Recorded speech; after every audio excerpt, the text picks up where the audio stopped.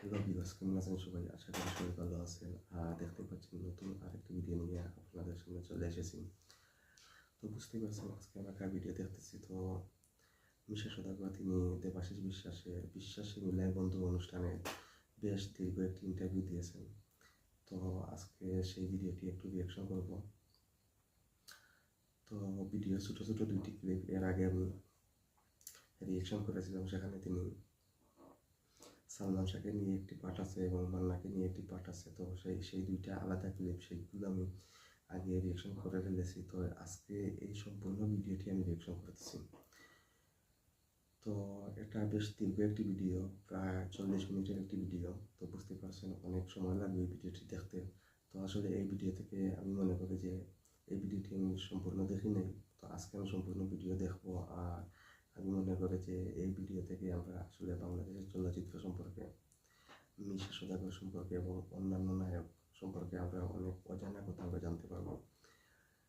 তো ভিডিওটি দীর্ঘ হলেও আসলে আমি মনে করি যে এই ভিডিওটি বেশ উপভোগ্য একটি ভিডিও হবে এবং এখান থেকে আমরা অনেক কিছু জানতে পারবো। তো ভূমিকা না দিয়ে চলুন আমরা ভিডিওটি দেখা শুরু করি। যেহেতু দীর্ঘ ভিডিও, তো সেখানে আসলে বেশি ভূমিকা দেওয়া যাবে না।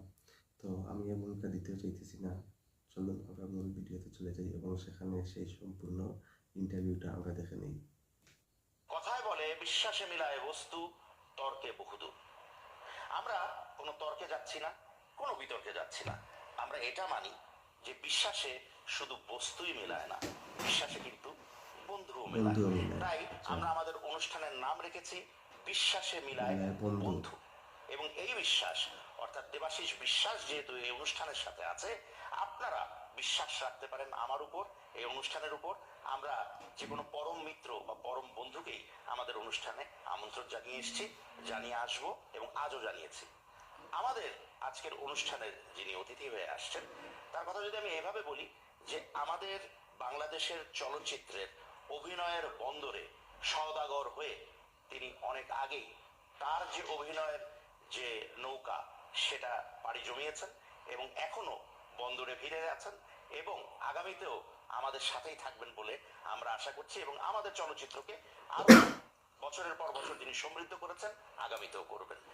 নান আদার দেন মিশা সওদাগর হচ্ছেন আমাদের দেবাশিস বিশ্বাস, তিনি মিশা সওদাগর সম্বন্ধে বলতেছেন। আর আমি আসলে দেবাশিস বিশ্বাস সম্পর্কে দুটি কথা বলবো। তো প্রথম কথা হচ্ছে, দেবাশিস বিশ্বাস হচ্ছেন বাংলাদেশের চলচ্চিত্রের অন্যতম নামকরা একজন পরিচালক ছিলেন দিলীপ বিশ্বাস, দিলীপ বিশ্বাসের ছেলে। আর এই দেবাশিস বিশ্বাস কিন্তু উপস্থাপনায় খুবই পটু। তার প্রমাণ তিনি আজ থেকে প্রায় 20 বছর আগে তিনি দিয়েছেন। 21শে টেলিভিশনে তিনি একটি অনুষ্ঠান করতেন পথের পেঁচালি নামে। তো সেই পথের পেঁচালি অনুষ্ঠানে তিনি কিন্তু খুবই মজার, এবং বাংলাদেশে এটাই প্রথম একটা স্ট্রিট শো ছিল। তো এটার ধারণা তিনি নিয়ে এসেছিলেন এবং সেই পথের পেঁচালি অনুষ্ঠান থেকেই কিন্তু আজ থেকে প্রায় 24 বছর আগে, 20 বছর না, সরি 24 বছর আগে তিনি কিন্তু এই অনুষ্ঠানের মাধ্যমে খুবই পরিচিতি পেয়ে গিয়েছিলেন সেই সময়। আর আপনারা যারা এখনও পথের পেঁচালি দেখেন নাই, অথবা এই প্রজন্মে যারা এখনও পথের পেঁচালি দেখেন নাই, আমি অনুরোধ করব যে আপনারা পথের পেঁচালি অনুষ্ঠানটা অন্ততপক্ষে একটি পর্ব হলেও দেখবেন। আমি মনে করি যে যদি আপনারা একটি পর্ব দেখেন তাহলে মনে হয় ইউটিউবে যেগুলো আছে সবগুলোই আপনারা দেখে ফেলবেন। এত মজার একটি অনুষ্ঠান ছিল। তো সেই দেবাশিস বিশ্বাস এই অনুষ্ঠানটি উপস্থাপনা করছেন, যার কারণে আসলে আমার রিয়াকশন করতে খুবই ভালো লাগতেছে। তো আমি আসলে যে যতটুকু জানি একটু ভূমিকা দিয়ে দিলাম দেবাশিস বিশ্বাস সম্পর্কে। তো আর কথা না বলে চলুন আমরা আবারও ভিডিওতে চলে যাই। আজকের অতিথি মঞ্চে আসছেন, অর্থাৎ এই অনুষ্ঠানে আসছেন মিশা সওদাগর। প্রিয় দর্শক, আমাদের সবার প্রিয় মিশা সওদাগর আপনাদের মাঝে হাজির হয়েছেন এবং আমরা তাকে নিয়ে আমাদের আজকের অনুষ্ঠান সাজিয়েছি। মিশা সওদাগর, যিনি আমার পরম পরম পরম পরম প্রিয় একজন মানুষ, আমার চাচা। কেমন আছেন চাচা? বেশ আছি, ভালো আছে। আচ্ছা, আমরা আমাদের যে অনুষ্ঠানটা গতানুগতিক অনুষ্ঠানের বাইরে আমরা একটু অন্যভাবে মানুষকে দেখাতে চাই আমাদের অনুষ্ঠানটিকে, এবং এই অনুষ্ঠানটিকে আমরা 3টি ভাগে ভাগ করেছি। প্রথম ভাগটির নাম হচ্ছে আমরা যে আমাদের জীবনের গল্পটা যেহেতু খুব বেশি বড় নয়, তো আমরা এই জন্য এই ভাগটার নাম রেখেছি জীবনের গল্প আছে বাকি অল্প। আচ্ছা, তো যদি আপত্তি না থাকে আমরা এই পর্বটি শুরু করতে চাই। প্লিজ।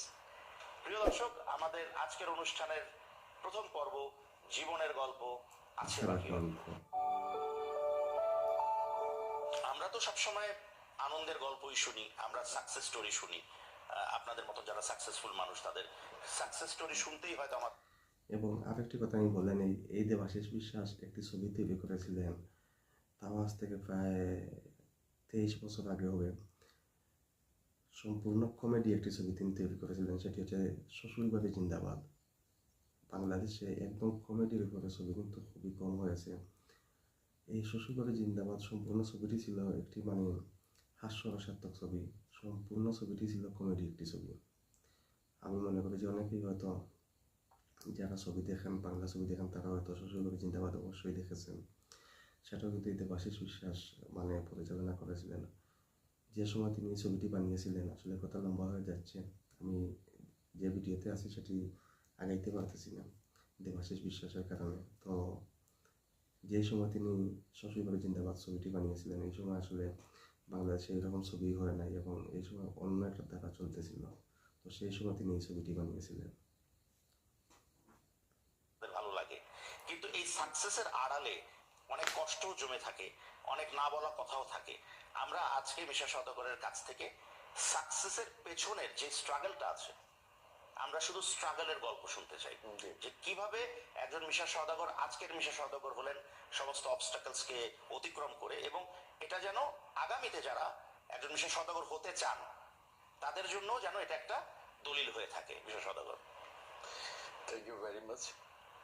তোমার অনুষ্ঠানটার যে নামটা দিলে এটা তো চমৎকার। মানে আমরা তো জানতাম যে বিশ্বাসে মিলায় বস্তু বস্তু তর্ক বস্তু বহু। তুমি ইনশাল্লাহ খুব সুন্দর একটা শব্দ এখানে ইন করালে, সেটা যে বিশ্বাসে মিলে মিলায় বস্তু, বন্ধু। বন্ধু। বন্ধু বিশ্বাসে মিলে বন্ধু বললে আসলে আমার কাছে পৃথিবীতে সবচেয়ে গুরুত্বপূর্ণ যে সম্পর্কটা আমার কাছে কেন জানি মনে বন্ধুত্ব। পিতামাতার মধ্যেও এটা অসাধারণ একটা সম্পর্ক, কিন্তু আমার কাছে আমার মনে হয় যে বন্ধুর সম্পর্ক সবচেয়ে গুরুত্বপূর্ণ। তো এইটাই ভাবনাটাকে সম্মান করি তোমার। আর যেটা বলি স্ট্রাগলের কথা বললে, স্ট্রাগল তো ডেফিনেটলি একটা মনে হয়, যদি একটা জিনিস ম্যাচিউর কোন জিনিস তুমি চাও বা ফিনিশ গুডস একটা চাও, ওটার পেছনে স্ট্রাগল না থাকলে ওটা ফিনিশড হবে না। ওটা একটা কখনো মানে কি বলবো, মানে হয়তো বা গ্ল্যামার হবে, ওটা গ্রামার হবে না। কিন্তু win it's grammar, we don't need Glamour. এই গ্ল্যামার আজকে আছে, কালকে চলে যাবে। কিন্তু যদি গ্রামারটা স্ট্রং থাকে, স্ট্রাগলের গ্রামারটা স্ট্রং থাকে, তাহলে ওই ব্যক্তি বা ব্যক্তিত্ব নিজেকে একটা এমন জায়গায় নিয়ে যাবে, সে মরার পরও সে তার মানে ফুলকু ধারাগুলো চলতেই থাকবে। রাইট। তো সেই জায়গাকে মানে আমাদের উপর দিয়েও গেছে। আমি প্রথম তো নায়ক হিসেবে সিলেক্ট নতুন মুখের সন্ধানে আমি দুটো ছবি করেছি। একটা ছবি করেছিলাম আমার ওস্তাদ ছোটকু আহমেদের চেতনা, 90 রিলিজড, আমার বার্থডেতে 4 জানুয়ারি। আবার তারপরে করেছি 91 করেছি শ্রদ্ধেয় আলমগীর কুমকুম সাহেবের অমর সঙ্গী। ওদের দুজন সিনিয়র নায়ক ছিলেন। আচ্ছা, একজন ছিলেন শ্রদ্ধেয় জসিম ভাই, শ্রদ্ধেয় আলমগীর ভাই। আচ্ছা। তো আর আমাদের চারটা ক্যারেক্টার ছিল, আমি, অমিত হাসান শেখর, আচ্ছা। আরেকজন, মানে আমরা চারটা ইয়াং হিরো ছিলাম। তো দুটো পর্ব ছিল ছবি। তো ওই সময় আমাদের ক্রেডিট আসে নাই, ক্রেডিট তো চলে গেছে বড়দের কাছে। এটা তো তারপর আমার অবশ্যই। 2-3 বছর গ্যাপ, ছোট মোটো আমি ব্যবসা করতে যাই, কারণ চলতে হবে, জীবন তো চালাতে হবে। গ্যাপটা কেন তখন, মানে যেহেতু এক্সেপ্টেন্সটা তখন আসে আসে না, আর বাচ্চারা এরকম 21-22 বছরের ছেলে নায়ক হবে, তখনও রাজ্জাক ভাই, আলমগীর ভাই, ফারুক ভাই, সৈলানা ভাই বহাল দেবেন, বুলবুল আহমেদ শাহ, বুলবুল আহমেদ ভাই নায়ক। তো ওই জায়গা থেকে মানে তখন নতুনদের, আজকে এই নতুনদেরকে নায়ক ভাবাটা অনেক কঠিন, অনেক কঠিন। অনেক বড় একটা চ্যালেঞ্জ। তখন কি একটু ডিজার্টেড হয়ে হয় না যে আমি আসলাম নায়ক হতে গিয়ে? ওটা আমি ডিসাপয়েন্ট হইনি, কারণ আসলে তখন আমি বুঝি না। আসলে মানুষ চিনবে জানবে, এই জন্য আমার একটা বন্ধু ওই ইঞ্জিনিয়ার, ও আমাকে ইন্টারভিউতে বলেছিল তোমাকে তুই দে, তুই টিকবি। আচ্ছা। হয়তো আমি সব জায়গায় সাবলীল ছিলাম, মজা করতে পারতাম ওই জায়গা থেকে। তো আমার আসলে তখন এর ক্যারিয়ার হবে ফিল্ম, নো, আমি কখনো ভাবি নাই। বাট এর মধ্যে আমার প্রচুর অফার ছিল, এই যে মিন্টু, দেয়ান নজরুল সাহেব, তারপরে মালিকা ফেরদৌস বললেন। ওগুলো করলেন না কেন? আমাকে তখন বলে এন্ট্রি হিরো বলতো। আচ্ছা। আমি বললাম এগুলো তো ইনডিরেক্টলি এগুলো তো ভিলেন। হ্যাঁ, হ্যাঁ। বলে না না, আপনার ভিতর যে অ্যাটিটিউড আছে মনে হয় আপনি এই জায়গাটা হাত দিলে এটা একটা প্রকৌশল তৈরি হবে, আপনি এটা করেন, বাংলা ছবিতে এটা নাই। তা আমি করি নাই ফার্স্টে। বাট এর মধ্যে সালমান শাহ আসলো কি আমার সে কেমন থাকে, এর মধ্যে আবার ওই যে চাঁদনি দিয়ে শাহনাজ নাঈম আসলেন, হ্যাঁ। এন্ট্রি নিল। তো ওনাদের একটা জয় জয়কার, তরুণদের জয় জয়কার। তখন আমার আশা ভালোবাসা নামের একটা ছবি অফার পেলাম, যে এটা সালমান শাহ। এবং সালমান শাহ ছবি যখন আমি প্রথমটা দেখি, ওকে আমার প্রচুর ভালো লাগছে, মানে অসম্ভব ভালো লেগেছিল। কেমন থেকে কেমন। হ্যাঁ, এবং ওটার স্ক্রিপ্ট এটা মোস্তাক চুট করে হবে। তখন আমি খেলে বললাম যে বাবা কিছু জিনিস কি এরকম এরকম ইম্প্রোভাইজ করা যায়, তো বাবা বললেন খুব ভালো। দেন আমি আশা ভালোবাসার সুযোগ পেলাম এবং করলাম। তো গল্পটা এখান থেকেই করি। আমি আমার প্রথম দুটো ছবিতে নায়ক করেছি, সহনায়ক। খুব একটা রেকর্ড না, কিছু কোনো কিছু রেকর্ডই না, বাট চেতনে আমি খানিকটা জায়গা করেছিলাম। একটা তরুণ ছেলে আসছে, ওর মধ্যে মনে একটু ফিল্ম ব্যাপারটা আছে। তারপরে যেমন গ্যাপ, সবাই ভিলেন করতে বলতেছে, বাট আমি করব না।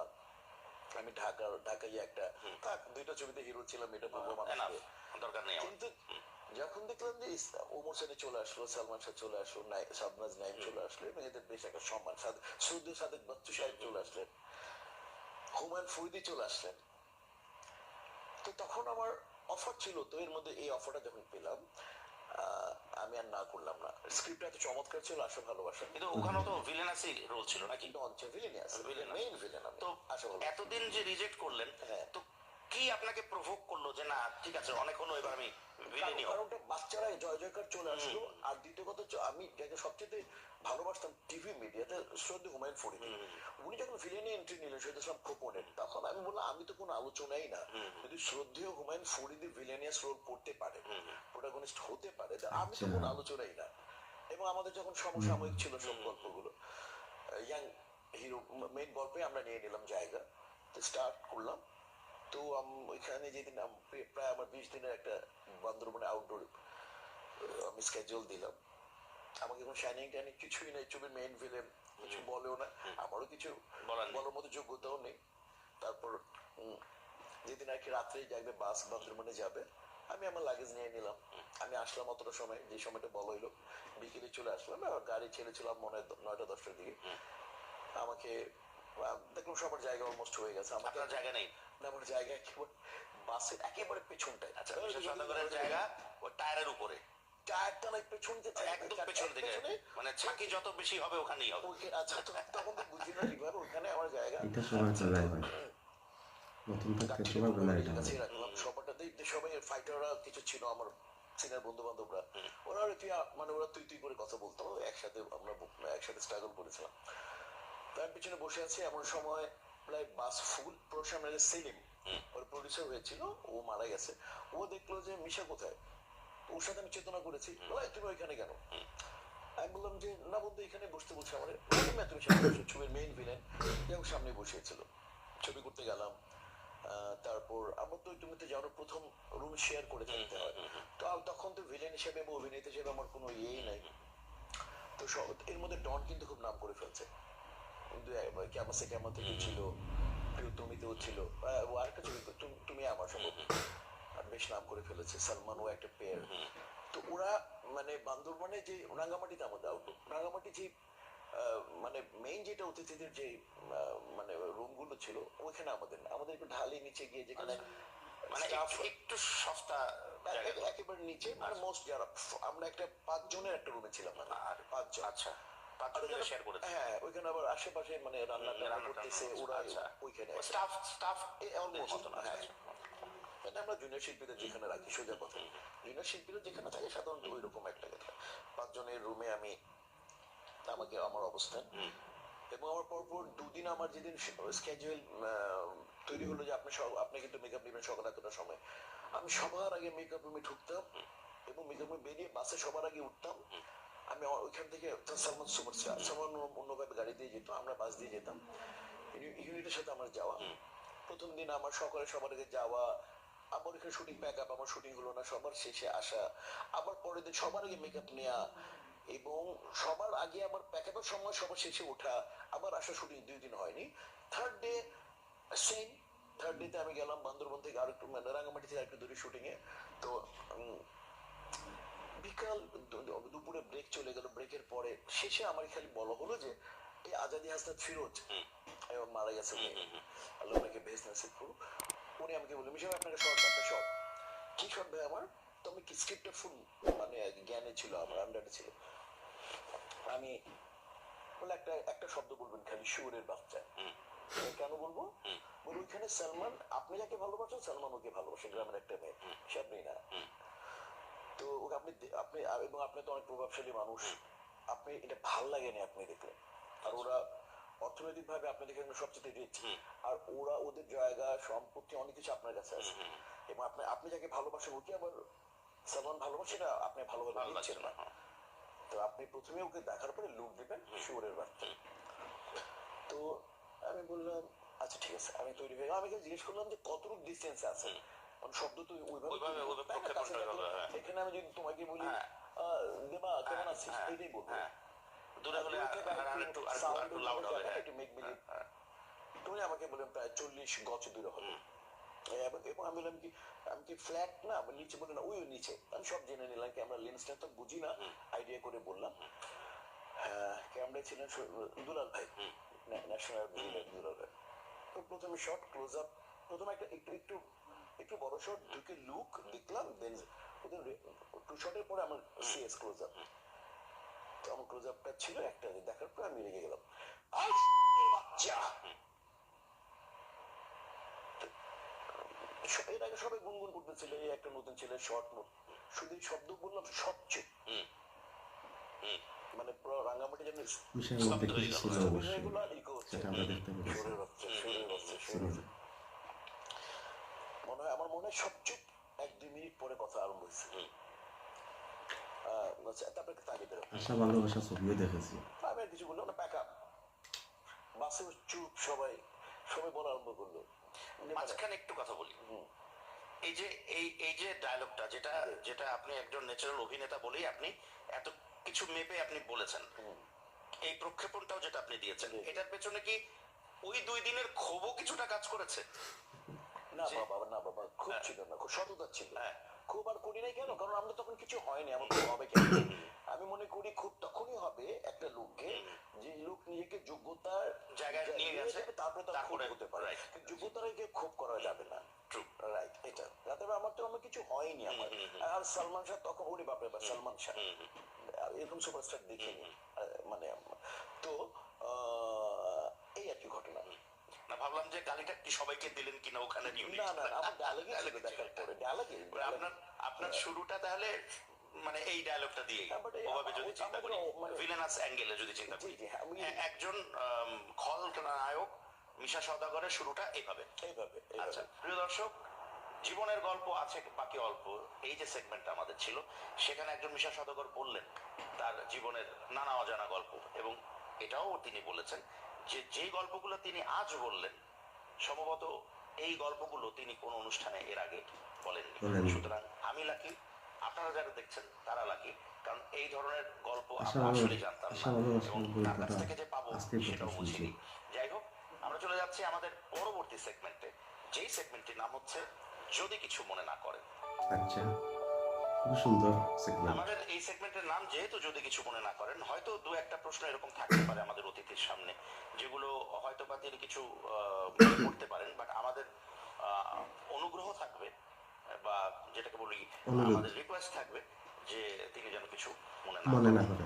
তো আমার এই সেগমেন্টের মজাটা হচ্ছে এরকম যে কিছু প্রশ্ন এরকম আসবে যেগুলো আপনি মাইন্ড করতে পারবেন। আচ্ছা ঠিক আছে। যেমন প্রথম প্রশ্ন যদি এরকম করে কেউ বলে, আমি বলছি আপনাকে যে এসেছিলেন নায়ক হতে, জি, হয়ে গেলেন বাংলাদেশের সর্বসেরা খলনায়ক, তো নায়ক না হওয়ার পীড়া কি মিশা সওদাগরকে এখনো দেয়, যে আমি নায়ক হতে পারিনি? না বাবা, আমার মোটেও দেয় না, কারণ আমি একটু আগে বলেছিলাম যে যোগ্যতা, যখন যোগ্য হব তখন আমি কিছু ডিজার্ভ করব। আমি নায়ক হিসেবে মানে আমি সিলেক্ট হয়েছিলাম, আমি তো সিলেক্ট হয়েছিলাম নায়ক হিসেবে, কিন্তু ক্যারিয়ারে কিছুতে আমি করতে পারিনি। দুটো করেছি তো, ইন্ট্রো ছিল ওইটা, কাজে আমি নায়ক হয়ে গেলাম, তারপরে নায়ক হতে পারলাম না। আমি তো ওই চিন্তায়, মানে আমাকে তো মানে আমার মানে একটা নায়কের যে সমস্ত গুণাবলী থাকার পরে সে প্রমাণ করতে হবে, আমি তো প্রমাণ করতে পারিনি। আমি সব নায়ক হিসেবে কাজ করেছি। আমি মাইন্ড করবো কেন? তখন তো আমি এরকম নিজের যোগ্যতাকে আমি প্রমাণ করতে পারি। তো সেই জায়গা থেকে আমি মোটেও মাইন্ড করিনি, বরং এখন যে আমার শত্রু বলবে যে আমি মানে শত্রু যদি নায়ক হোক ভিলেন হোক, তারা বলবে যে না আমি একটা কষ্ট করে একটা ভালো পজিশনে গেছি। তো এবং আমি তখন আসলে অভিনেতা হবে এটাও বুঝিনি, মানুষ চিনুক জানুক আমাকে দেখুক বলুক উনি ওনাকে চিনুক অভিনয় করে, ওইটা বিষয় ছিল। কাজে আমার আসলে আমাকে মোটেও পীড়া দেয় না, বরং আমি অনেক কি বলবো যে আমি অনেক যাই পেয়েছি রাষ্ট্রীয় সম্মাননা বা স্বীকৃতি, মানুষের ভালোবাসা এজ এ ভিলেন, আমি মানে অনেক বেশি আর কি কৃতজ্ঞ স্রষ্টার কাছে। তো এই যে মানুষ আপনার অভিনয়ের প্রতি ডেডিকেশনের কারণে, অভিনয়ে বা ক্যারেক্টারে ঢুকে যাওয়ার কারণে এমন এমন কিছু আপনি রোল করেছেন, এমন কিছু নেগেটিভ ক্যারেক্টার্স প্লে করেছেন যেগুলোতে হয়তো কিছু মানুষ যারা দর্শক, জেনুইন দর্শক, তাদেরকে ভীষণ পীড়া দিয়েছে যে লোকটা এত খারাপ কেন। তো এরকম এক্সপিরিয়েন্স নিশ্চয়ই আপনার কি আছে যে এখানে আপনাকে মানুষ গালাগাল করেছে, বকা দিয়েছে, দুষ্ট মানুষ বলেছে, তো দু একটা এরকম গল্প নিশ্চয়ই আছে? চরম মানে আমি খুবই মজার একটি গাড়ি নিয়েছি, তারপরে আমি সাভারে যাবো শুটিং এ, তো আমি আমিন বাজার ক্রস করলাম। হোসেন ভাই সম্ভবত, হোসেন ভাইয়ের ওখানে তেল নিবো আমরা, হোসেন ভাই আমাদের প্রডিউসার, হোসেন ভাই মানে তেলের পাম্পের উনি মালিক ছিলেন। তো আমি যাচ্ছি, তো আগে তো এইভাবে তো অনেকগুলো বাচ্চা ছেলে খেলে আসতেছে, তরুণ ছেলে দেখার পর আমাকে দেখছে মনে একটু আচ্ছা জঘন্য ভাষায় গালি দিছে।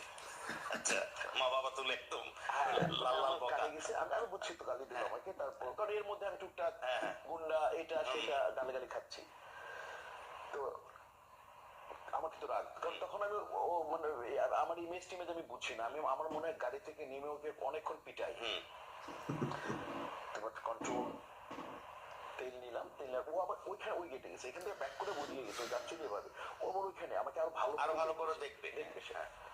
আচ্ছা এখন আবার আমার একটু যখন তেল নিয়ে নিলাম যাচ্ছি, আমি দেখলাম ওরা আমার জায়গায় পজিশন ওইখানে পেছনে গেছিলাম পুরো। এবার আমার একটা সূক্ষ্ম প্রতিবাদ করবো, আমি ডিসিশন নিলাম যে তাকাবো ওর দিকে, এমন করে তাকাবো স্বাভাবিক ভাবে তাকাবো। তো তেল নিয়ে যাচ্ছি, আমি লুকে এরকম আমি ওর লোকের লুক দিলাম, এটা একটু স্মাইলিং ফেস, আমি লুক দিলাম এভাবে ওর দিকে, আমি চিনছি কিন্তু ওই আমি কাটিয়েছে, দেখলাম ও দেখার পর মিশা ভাই সালাম আলাইকুম, চেঞ্জ হয়ে গেছে, এই লোকটাই তো গালি দিয়েছিল। আচ্ছা সালাম আলাইকুম, তখন তো সেলফিটি ফিল ভালো, তুমি ভালো আছো এই। আমি যাচ্ছি, আমি খালি দেখলাম যে মানে তখন আমি ইমেজ বুঝিনি আসলে যে ওই ইমেজকে গালি দিয়েছে, আর এটা ব্যক্তি মিশার সাথে তার ইন্টারাকশন, যে মিশাকে বললেন স্মাইলিং ফেজে সে বললো যে ভালো আসসালামু আলাইকুম মিশা ভাই, আর ওইটা মিশা যে মানে কৃতকর্ম স্ক্রিনে ইমেজে গালি দিয়েছে। তোমার আন্টিকে নিয়ে যাচ্ছি, তখন আমি রিক্সা, তখন আমি গাড়ি টাড়ি কিছুই আমার হয় না, রিক্সা দিয়ে যাচ্ছি, তখন আমি দিল রোডে আমার ফ্ল্যাট থেকে শাহজাহানপুর আমার শ্বশুর বাড়ি যাচ্ছি, তখন ফুল আমাকে গুন্ডা গুন্ডা গুন্ডা বলে আমাকে গুন্ডা মিশা গুন্ডা মিশা গুন্ডা মিশা গুন্ডা, আমি রেগে গিয়েছিলাম। তোমার আন্টি বললো আরে ওরা তোমার অ্যাক্টিং খুবই মজার এক্সপেরিয়েন্স এরকম ঘটনা। তারপরে আমি খেতে পছন্দ করি, তুমি দেখো আমি জানি সেটা, ওই মাছ খেতে এবং খাওয়াতে, রাইট রাইট। তো মাছ কিনতে, দেশি মাছ কিনতেছিলাম ইয়েতে কারণ বাজার, আরেকদিন দূর থেকে একজন মাছের যিনি ছোট মোটো ব্যবসা দিল, মামু মামু মামা মামা এদিকে আসেন এদিকে আসেন, তখন আমার রাগ, আমি বলছি আমাকে মামা বললি কেন, মানে মামা কেন বললি ভাই, মানে আমার ইয়েকে তোর বললাম কি সম্পর্ক ভাই, তুই মামা বললি কেন ভাই, তোর মাকে আমার বোন কেন বললি। আমি খুব রেগে গিয়েছিলাম, অডিয়েন্স চলে আসলো, তারপরে আবার গল্পে গিয়ে বললাম তোমার আন্টিকে বললাম মা এগুলো করবো না, সব ইমেজ কে বলে তোমার, দেন আমি আবিষ্কার করলাম আস্তে আস্তে রিয়েলাইজ করা শুরু করলেন ইমেজ কে বলবেই তারা, তার ইমেজ পরে এটিএম শামসুজ্জামান ভাইয়ের সাথে কাজ, গুরুর সাথে কাজ, গুরু তো আপনার তার স্টোরি বললো এরকম, গুরু এরকম এরকম এরকম, না না এগুলো ইমেজ কে বলে, তোকে করবে না। সুতরাং ওই জায়গাতে প্রথম যখন বুঝতে পারেননি, কিন্তু পরবর্তীতে আপনি বুঝতে পেরেছেন যে এটা আসলে আপনার অভিনয় প্রতিভার জায়গা থেকেই, ওরা ওরা মানে মূলত যে ক্যারেক্টার করতেছি নেগেটিভ ক্যারেক্টারে মানুষের ইম্প্যাক্ট আনে, ও আমি ড্রিঙ্ক জীবনে করি নাই, আমি সিগারেট জীবনে খাইনি, তো এগুলো দেখার পরে মনে করে যে আমি ওইরকমই বুঝি। তো এটা মানে আসলে এটা মানে এটা যে অভিনয়, এটা অনেক সাধারণ মানুষগুলো তখন তার মনে ঢুকে যায়, যে না এটা এটা সত্যি স্বাভাবিক। সত্যি সে করে এই একটা সত্যি কয়েকজন কথা বলতে এর সাথে কথা বলে একটা জিনিস অভিনেতারা কিন্তু সাধারণ মানুষের জীবনে অনেক প্রভাব ফেলতে পারেন।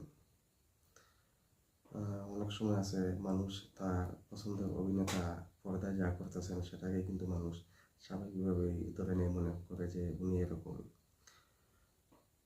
তো এটা স্বাভাবিক, এটা মিশা সওদাগরের ক্ষেত্রে হয়েছে, এটা হয়েই থাকে। আমাদের মানে আমরা যেটা শুনতে পেয়েছি যে মিশা সওদাগর এত বেশি প্রভাবশালী অভিনেতা যে কখনো কখনো নবীন বা নতুন যারা হিরো থাকে, হ্যাঁ, পর্দায় তাদেরকে মিশা সওদাগর খেয়ে ফেলে। মিশা সওদাগরের বক্তব্য কি? এটা একটু খেয়ে ফেলে মানে না, এটা আসলে আমি তো আমার যে আমাকে যে সাবজেক্টে পড়তে দেওয়া হয়েছে আমি তো সাবজেক্টে ভালো করে পড়তে চেষ্টা করব।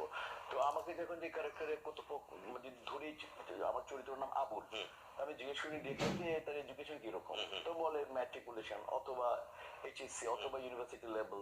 আচ্ছা তার বায়োগ্রাফির মধ্যে আর কি কি হতে পারে, বয়স কত হতে পারে, কি করতে পারে, তো আমাকে বলে দেয়। তো আমি ওই ক্যারেক্টারটাই নিভাতে চেষ্টা করি, যে ওল্ড টাউনের না এখানকার, মানে যেমন টেরারিস্টের মধ্যেও তো ক্যাটাগরি আছে, নদীর ওই পারে যারা টেরারিস্ট একরকম হবে, শিক্ষিত টেরারিস্ট হলে একরকম, মিডিল ক্লাস পড়াশোনা করলে একরকম হবে।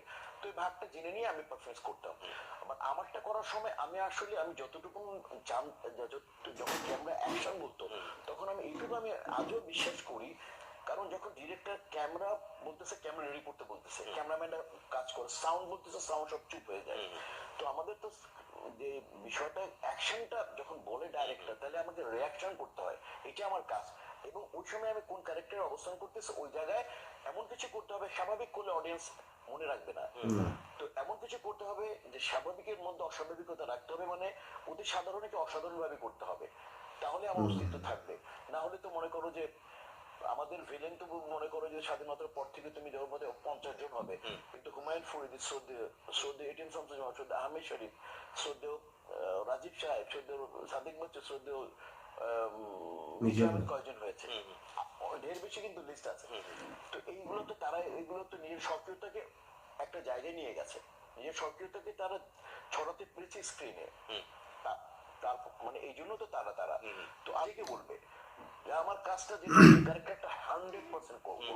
আর অডিয়েন্স আমি যেটা সরি আমি একটু ইন্টারাপ্ট করছি, জি বলবো সেটা হচ্ছে যে এরকম কি নয় যে মিশা সওদাগর এত ভালো অভিনেতা বলেই যে ওই ওই সিকোয়েন্স গুলোতে যেগুলোতে তিনি আছেন, জি জি তিনি এরকম কি আছেন যে তিনি তার কো আর্টিস্টের উপরে একটু, সে কো আর্টিস্ট যেই হোক না কেন, হিরো হোক হিরোইন হোক বা কো ভিলেন হোক, জি জি তাদের উপরে একটু ডোমিনেট করার চেষ্টা করেন, এরকম কি কোনো ব্যাপার আছে? আসলে স্ক্রিপ্ট ডোমিনেটেড হয়েই থাকে, স্ক্রিপ্ট অলরেডি ডোমিনেটেড হয়েই থাকে। যিনি স্ক্রিপ্ট লিখেছেন, যিনি বলেছেন মিশা সওদাগরকে আগে আমাকে বলা হতো তুমি এখানে নতুন কি মুদ্রা দোষ কি দিবা, তুমি ম্যানারিজম কি করতে চাও, আমাকে আগে বলা হতো এগুলো, আমাকে না, এটা মুর্তজা আকবর একবার বলেছিলেন।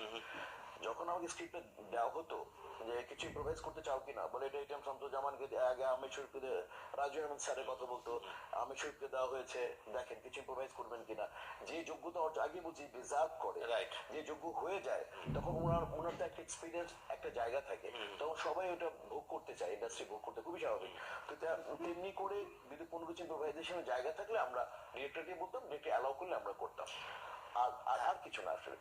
এই যে এতগুলো সিনেমাতে অভিনয়, 700 না না না মানে অলমোস্ট 900 তো 900 সিনেমা, অলমোস্ট 900 সিনেমা, এবং 900 সিনেমায় 900 ম্যাক্সিমাম মিশা সওদাগরকে আমরা প্রতিনায়ক হিসেবে কি পেয়েছি, পরিমাণ কাজ খলনায়ক হিসেবে করছে। পেয়েছি। তো একটা চরিত্র থেকে আরেকটা চরিত্র তো একটু হলেও ডিফারেন্ট থাকে, জি জি তো সেই ক্ষেত্রে একঘেয়েমি তো মিশা সওদাগরকে গ্রাস করেনি তো কখনো? প্রচুর প্রচুর প্রচুর, যখন বুঝতে পারলাম আসলে প্রথমত যেমন অনেক দর্শক ওদের একই লাগে, জি জি এই অভিযোগটা কিন্তু মিশা সওদাগরের সাথে এসেছিল না, এটা আমি মিশা সওদাগর হিসেবে না, আমি এটা শ্রদ্ধা হুমায়ুন ফরিদির বেলায় সবার ক্ষেত্রেই আসে। হুমায়ুন ফরিদি গেল কোথায়? উনি এত চিৎকার করে কথা বলেন কেন? হুমায়ুন ফরিদি ভাই কারণটা কি, কমার্শিয়াল ছবিতে কাজ করতে হলে হুমায়ুন ফরিদি ভাই একটা মুদ্রার দোষ করেছিলেন, সেটা শ্রম করেছেন, একটা লোক কথা বলার আগে এরকম করে নাকি? না, কখনো আসলে আমি জানি কমার্শিয়াল শিল্পীকে আগে অডিয়েন্সকে অ্যাট্রাক্ট করে, ওই যে সক্রিয়তা বললাম, সক্রিয়তা তার, এটা শামসুজ্জামান ভাই কই যাস, পজ নিলেন, এটিএম ভাইয়ের একটা স্টাইল। তো ফরিদি ভাই অডিয়েন্সকে নিজের কাছে নিয়ে আসতে হবে, ভিলেন করতে হবে। এটিএম শহীদ এবং বন্ধ করে দিও। জসিম ভাই বলেছেন ভ্রুটাকে পড়া যাবে না, তার অভিনয় খুবই তুমি মিস যখন করি। ভিলেন করবা ভ্রু অডিয়েন্স যাতে তোমাকে দেখতে থাকবে। তুমি কমেডি করতে আসনি বাবা, তুমি রোমান্টিক কথা বলতে আসনি বাবা, তুমি কিন্তু ভেলান ওই গল্পর কিন্তু জোর আর ভাঙতে আসছো। ভ্রু ভ্রু কোচকানো যাবে না, ভ্রু এরকম থাকতে হবে তোমাকে যতক্ষণ স্ক্রিন থাকবে। এটা জসিম ভাইয়ের কাছ থেকে পেয়েছিলাম। তো ওই ব্যাপারই আর কি আমি বলি, তখন আমরা কাজ করতে করতে কমার্শিয়াল ছবিতে তুমি ভালো করে বলবা যে লোক যে ক্যারেক্টারে একবার হিট হয়ে যায় ওইটার উপরই চলে। ওটার উপরেই চলে। এবং ইনফ্যাক্ট এটা আমাদের ডিরেক্টরদেরও দোষ আছে, স্ক্রিপ্ট রাইটারেরও দোষ আছে, যে একই প্যাটার্নের। আমি কারো দোষে বেরো বলার তো সাহস আমার নাই, দোষ বলবো না। মানে আমাকে আদিম কি কি আমি হিসেবে আপনার মেইন ভিলেন, আমি হিসেবে আপনার মেইন ভিলেন, প্রথম ছিলাম তো ছেলে, আমি হিসেবে আপনার মেইন ভিলেন। জিজ্ঞাসা করতে করতে করতে করতে করতে আমাদের আর আমাদের দেশে যদি বললাম না একবার হিট হলে যে এই ধরনের ক্যারেক্টার হিট হয় ওইটার উপরই গল্প আসে। একজন সেটাই, একজন মিশা সওদাগর এটা এতগুলো ইউটিউবেও ছবিতে কিন্তু কতবার ভাঙবেন এরকম। নিজেকে। কিন্তু আপনার ভাই করতেই দিয়েছে হয়। আমাকে, আজকে বলতেই হবে। একটু একটু তিনি প্রথম ভাঙিয়েছেন, তিনি হচ্ছেন ওয়ান এন্ড অনলি আমার সর্বকালের সেরা বাংলাদেশের সেরা ডিরেক্টর, তোমার বাবা দিলীপ বিশ্বাস সাহেব। ওই যে আমার ওয়াইফ আছে, আমার ওয়াইফ 13 বার উনি অ্যানালোকে আমার ফোন ছিল না, উনি বলছেন তুই পজিটিভ ভিলেন, কিন্তু লাস্টে পজিটিভ। তখন আমি জাং ভিলেন করে মানে আমার বিকল্প কোনো বিকল্প নাই। মিশাকে লাগবে, মিশা ওমান ফুটে দিই, হ্যাঁ ওমান ফুট ঠিক আছে, মিশাকে লাগবে। আচ্ছা রাজীব ভাই মিশাকে লাগবে ভাই, মিশাকে গান লাগবে নায়িকার সাথে, মিশার 5-4টা ফাইট লাগবে ভাই, ডায়লগ লাগবে ভাই, মাস লাগবে, মানে অপরিহার্য, মিশা অপরিহার্য। তো এর মধ্যে তোমার আবার ফোন একবার ইয়েতে আমার সারাদিন শুটিং, দাদা শুটিং থেকে এতক্ষণ দাদা, তারপরে যেটা তোর একটা স্টোরি একটা ছোট্ট ক্যারেক্টার করবি আমার ছবিতে, তুই তো খুশি হয়ে গেলাম, কিন্তু দাদা লাস্টে বলে যে তুই লাস্টে কিন্তু পজিটিভ। পুরো ক্যারিয়ার নিয়ে টান করবে কিন্তু। আমি দেখতেছি ওইখানে হুমায়ুন ফরিদি, ওইখানে রাজীব শামসুজ্জামান, সামনে রেখে আমি আগাবো, সাদেক বাচ্চু ভাই আছে, মিজু ভাই আছে, নাসির ভাই আছে, আমি অনেক পিছনে, আমি ওদের ক্রস করবো, ওনাদের কাছে যাবো ওদের। কিন্তু তোমার আব্বা বলতেছে তুই পজিটিভ, ওনাকে ওনার মতো লোককে না বলবে বাংলাদেশে দিলীপ বিশ্বাস, কিন্তু খালি পাশ কাটিয়ে এটা ওইটা এটা ওইটা করে পার করছি। আউটডোরে গেলাম, তোমার আন্টি বললো দিলীপ ভাই তোমাকে 13 বার ফোন করেছিল, 13 বার শোনার পরে তুমি কি আপু কি তোমার সাথে কাজ আছে নাকি? আমি বললাম হ্যাঁ দাদা এই দিছে, তো আমি তো ওটা পজিটিভ হবে বলি, তো মানুষ মনে করে আমি আবার নায়ক হতে চাই বা এরকম কিছু ভাববে, তো আমি করবো না। কিন্তু তোমার আন্টি বললো না, আমরা যদি উনি বলে থাকে তুমি ভাবো, উনি তো কোনোই না। দেখো উনি আমাকে ফার্স্ট করালেন, মানুষ আরো শ্বশুরবাড়ি মানে ডিরেক্টর তো তুমি, উনি তো প্রডিউসার, উনি তো কাস্টিং, তো উনি সব। হ্যাঁ, তো উনি যখন আমাকে নিয়ে যে লিখলেন উনি এটা মিশাই করবে, রিয়াজের বন্ধু টেক্সটাইল ইঞ্জিনিয়ার, শব্দটা তো আমি জানতাম না, ইঞ্জিনিয়ার পর ইঞ্জিনিয়ার, তোমার ছবি সেটা। তো অফারটা তোমার আব্বা দিলেন এজ এ প্রডিউসার যে মিশা তো এটা কর। আমরা সন্ধিহান ছিলাম কিন্তু আসলে, আমি আর বাবা আলাপ করতাম যে আঙ্কেল কি এই ক্যারেক্টারটা করবে, বলে ক্যারেক্টারটা যদি ও সুন্দর করে বুঝতে পারে তাহলে হয়তো বা ও করবে। ওনাদের যদি পজিটিভ হয়ে যায়, উনি বাংলাদেশের সবচেয়ে জাদরেল ভিলেন, তো উনি কি করে ক্যারেক্টারটা করেন, তো বলে একটা চান্স নিয়ে দেখি। আল্লাহ তাকে মানে আত্মার শান্তিতে রাখুক। তো করলাম আজ পর্যন্ত শ্বশুরবাড়ি জিন্দাবাদের কথা তোমার ডিরেক্টর তো শ্বশুরবাড়ি আজ জিন্দাবাদ পর্যন্ত মানুষ এই বলে। ছবিগুলো আমি আগেই বলেছি। পুরো ছবির সবচেয়ে বড় গেমিং ওটা ছিল, সবচেয়ে বড় টুইস্ট ছিল এটা ছিল যে আমি পজিটিভ। তাহলে করলেন কেন না, আমাকে সব রিয়াজ শিখিয়ে দিয়েছে বলে আমি যা যা করেছি। তো ওইরকমই আর কি, মানে মূল বিষয় হচ্ছে যে কোনো আমি কোনো মানে কোয়ার্টে যারা জুনিয়র ছিল তাদেরকে আমি কখনো করি নাই। এইগুলো বললে মানুষ মনবে। রাজ্জাক ভাইয়ের সাথেও আমার এরকম, রাজ্জাক ভাইয়ের সাথেও আমি করার সময় মুদ্দাজরুল আকবর ভাইয়ের একটা সিনে মিশা কিভাবে হাত ছুঁড়ে কথা বলবে নাকি, তো বলে হ্যাঁ ও তো এরকমই কথা বলে, দর্শক খায় এরকম না, আমার থেকে দূরে থাকবে মানে রাজ্জাক ভাই। তারপরে তো আমি হাত পা ধরে ওস্তাদ আমি তো এটাই পারি এটা পারি, হ্যাঁ ঠিক আছে সুন্দর ডাল মুখস্থ করেছো, রাজ্জাক ভাই তো সুন্দর করে কথা বলেন। হ্যাঁ তারপরে রাজ্জাক ভাই এই কাজ দেখলেন, তারপর রাজ্জাক ভাই বললেন মানে মানে দোয়া দিলেন আমাকে। তবে নিঃশ্বাস সময় তুমি করলাম আমি, কপিরাইট ছবি ছিল ওখানে করেছিলেন ইসে তাপস দা, ওটা আমি করেছি। সাকিব উপবিশ্বাস ছিল ওদের ভাই করেছিলাম, উনি দেখার পরে খুব পজিটিভ, ফুল পজিটিভ এবং আন্ডারটোন, লাউড না। যেমন একটা ছবি দেখে আমি মোহিত হয়েছিলাম ব্যক্তিগতভাবে, আজকের অনুষ্ঠানে আরেকবার বলতে চাই, সেটা হচ্ছে যে আমি শুধু চেয়েছি তোমায়। ও শিহাব শাহিনের না, ওটা হচ্ছে অনন্য মামুন বাবু। সরি আমি শুধু চেয়েছি তোমায়, আমি ও ইন্ডিয়ান ছুঁয়ে দিলে মনের গল্প আমি বলবো শিহাব শাহিনের, বাট আমি শুধু চেয়েছি তোমায়। আপনি যে একজন স্থিতিশীল ক্যারেক্টারও করতে পারেন অভিভাবক, হ্যাঁ। এবং সেখানে একটা চ্যালেঞ্জও ছিল। খড়গনাথ মুখার্জি, হ্যাঁ, কারণ সব সব বড় বড় পুরো ওখানকার কলকাতায় যখন শুটিং করতেছি আমাকে উপর থেকে কে এসেছিল উপর থেকে আচ্ছা ও ধুয়ে দেবো কিন্তু বুঝছিস তো কে এসছে বল কাকে এনেছে বলো আগে ধুয়ে দিতে হবে বুঝলি ধুয়ে দিতে হবে।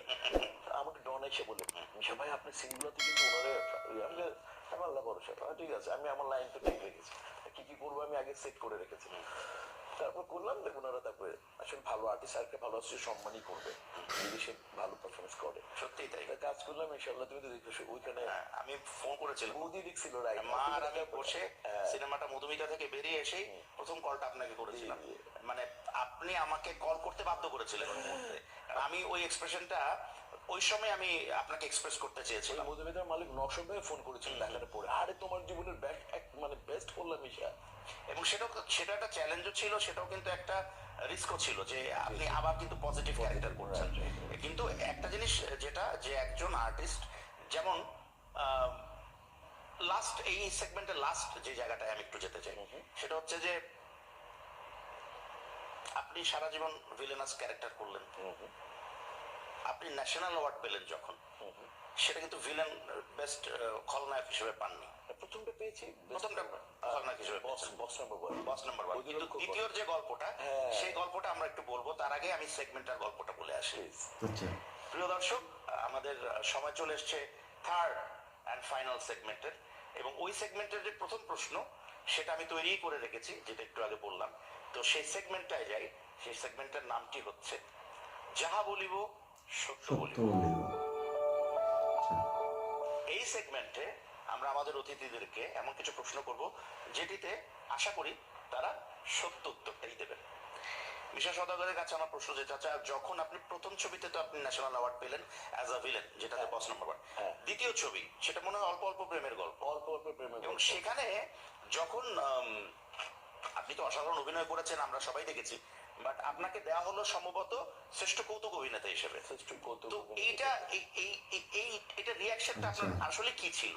মানে এটা একটু আমার আসলে আমি একেবারে চুপ হয়ে যাই। আমি এবং আমেরিকায় ছিলাম ওই সময়, আমি মৌসুমীরা রিসিভ করেছিল। আচ্ছা, মৌসুমীর মন খারাপ, তুই এটা কোনো কথা নাকি হ্যান নাকি। মৌসুমী বেস্ট অভিনেত্রী, আপনি বেস্ট কমেডিয়ান, আমি বেস্ট কমেডিয়ান।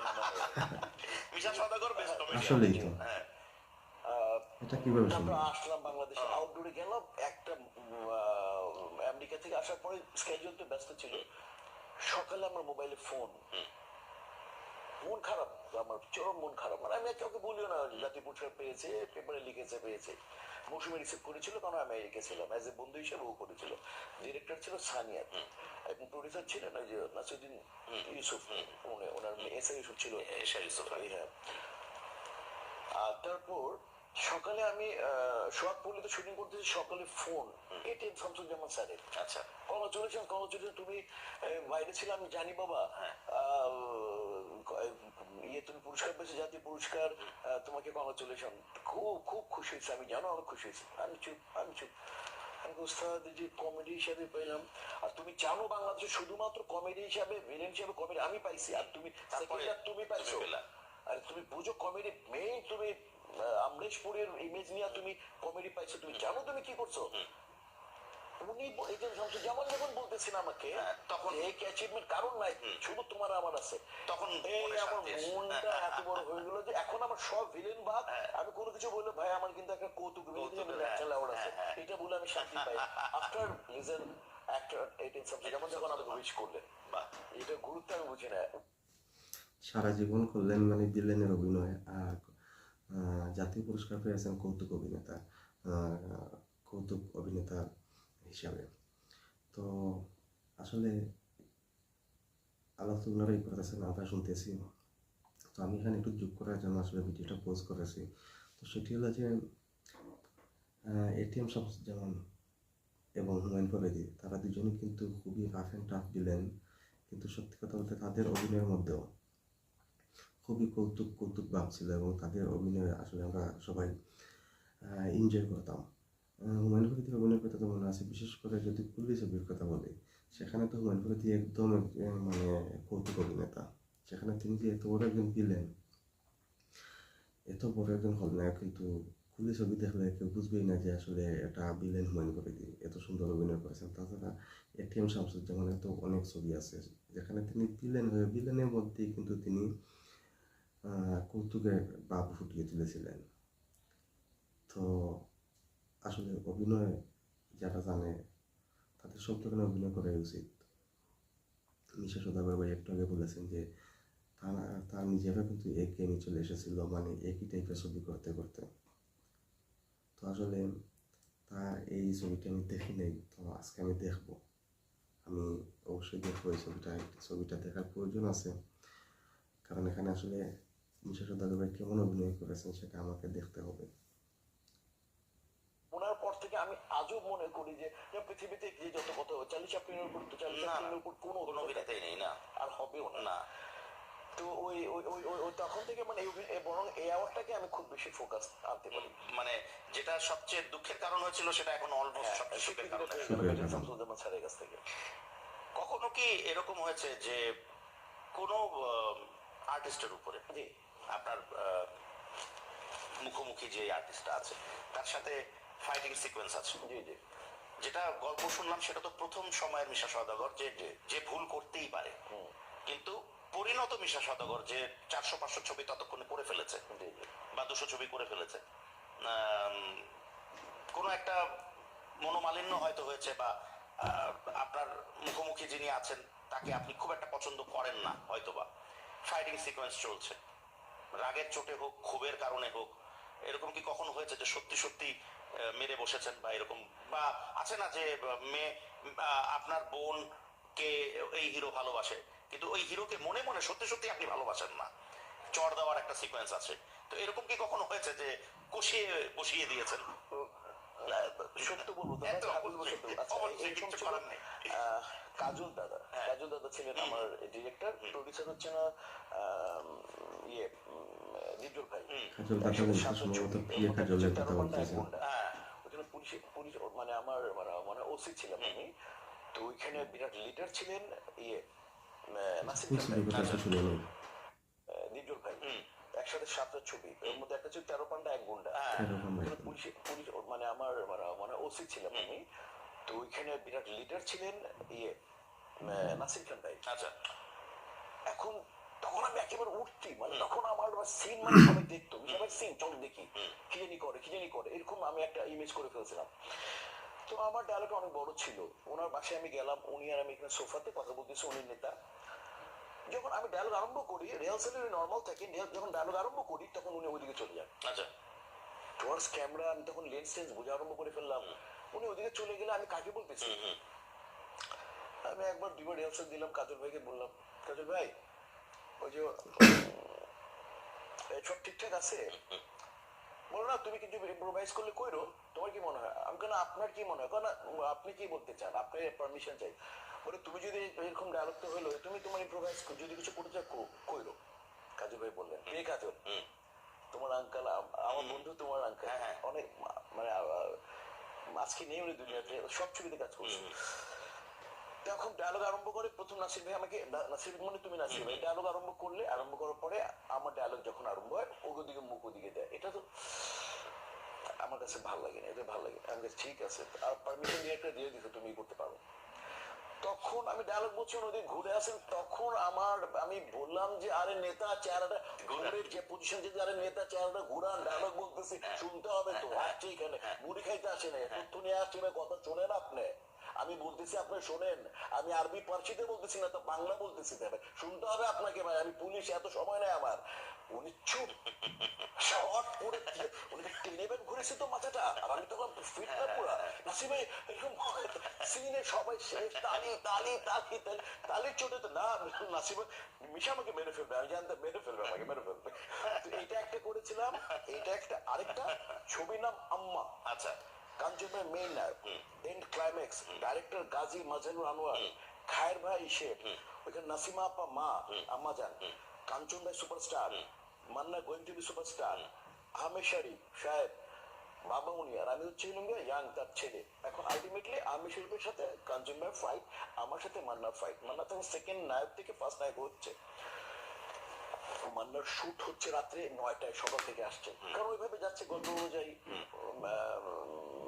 কিছু মুসলিম ভাই ছিলেন ফাইট ডাইরেক্টর। রাত্রে 9টায় মান্নার সাথে আমার fight, young hero, young villain. Manna যে আমাকে মারতেছে, মানে এর আগে ছবি কোনো মান্না অরিজিনাল মারতেছে। মানে প্রথম সিনটা তো আমি করলাম ফাইট ফাইট ফাইট, আমার তো দম বেরিয়ে যাচ্ছে। আমি খালি বললাম ওই শটের পরে এইভাবে মারবো নাকি? বলে আমি, আমার মেজাজ খারাপ, তুই মার তোর মতো। আমি এরকম বলে তুই আমার মার। তারপরে সেকেন্ড গুলো জানো তো, হিরো মারলে আবার ভিলেন মারে, কম্পোজিশন চলে, লাস্টে ভিলেন পড়ে দিতে হয়। তাই আমি বললাম আমার বুঝেন কিন্তু, আমি তো ক্যারাটিশিয়ান, আমি তো ক্যারাটে জানাবো। বলে না তুই মার মার মার।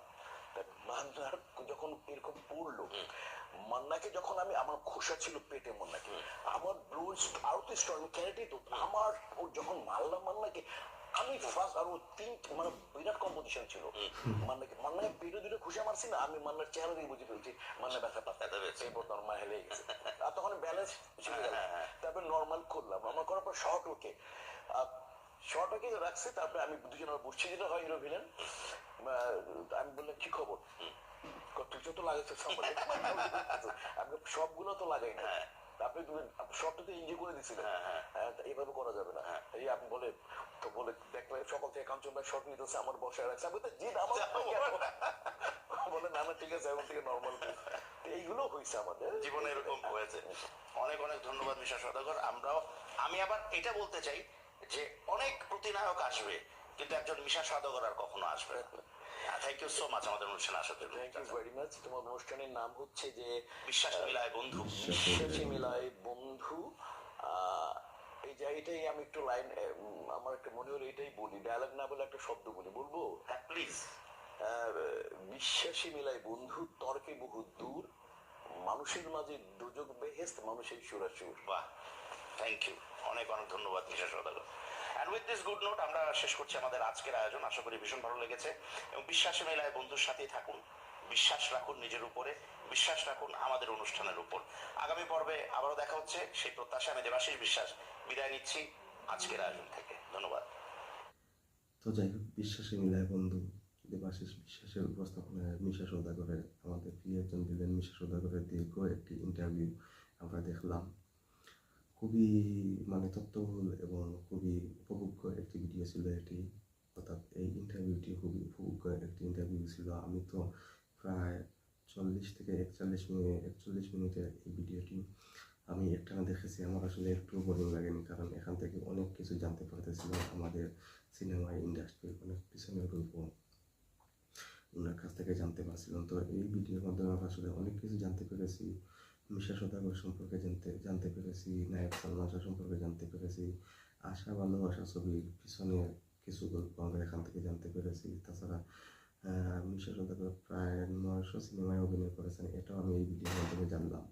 তাছাড়া মান্না ভাইয়ের সাথে আম্মা ছবির পিছনে একটি গল্প জানলাম। তো সব কিছু মিলিয়ে ইন্টারভিউটি আসলে খুবই উপভোগ্য একটি ইন্টারভিউ আমার কাছে মনে হয়েছে, এবং আমার খুবই ভালো লেগেছে। তো আপনাদের কাছে কেমন লেগেছে সেটা আমি জানি না, তবে আশা করবো যারা মানে এইসব ইন্টারভিউ দেখতে পছন্দ করেন তাদের কাছে অবশ্যই, আমার কাছে মনে হয় যে অবশ্যই ভালো লেগেছে ইন্টারভিউটি। তো আপনাদের কাছে কেমন লেগেছে সেটা জানিয়ে কমেন্ট করতে পারেন। আর দাবারের চীনা ভিডিওটি এমনিতেই অনেক দীর্ঘ হয়ে গিয়েছে। তো যাই হোক, আজকে এই ভিডিও এখন পর্যন্তই। তো দেখাবে পরবর্তীতে অন্য নতুন কোনো রিয়াকশন ভিডিওতে। সেই পর্যন্ত সবাই ভালো থাকুন এবং সামাজিক কাজে লেগে পড়ুন। এই কথাটা অন্য একজন ইউটিউবে বলে, তো আজকে আমিও বললাম যে সামাজিক কাজে লেগে পড়ুন। আল্লাহ হাফিজ।